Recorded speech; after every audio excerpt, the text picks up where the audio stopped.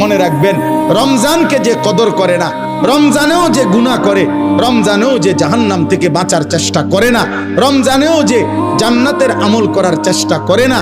ভাই আমার, ছেলেরা আমার, বাবা আমার, পর্দার আড়ালের মা বোন আমার, সবাইকে এই শেষ কথা বলি। আল্লাহ রসুল বলছে, জিব্রাইল আইসা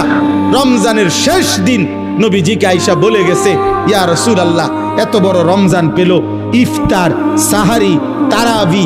এতেকাফ, শবে কদর, প্রতি ঘন্টা মিনিটে এত মাফ নেওয়ার সুযোগ থাকার পরেও যেই নাফরমান জাহান্নাম থেকে বাঁচার চেষ্টা করে নাই, গুনাহ থেকে আল্লাহর কাছে মাফ নেয় নাই, জান্নাতের জরুর আশা পূর্ণ করতে পারে নাই, আমল করতে পারে নাই, খোদার কসম নবীজি বলছে,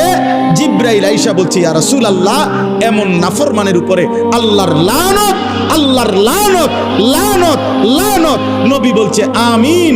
আমিন। মানে নবী বলছে, হ জিব্রাইল, আমিও বললাম আল্লাহ এমন লানত আপনি কবুল করেন এই নাফরমান উম্মতের উপরে, আমি নবীরও লানত, যা তোর রূপে খোদার লানত পড়ুক।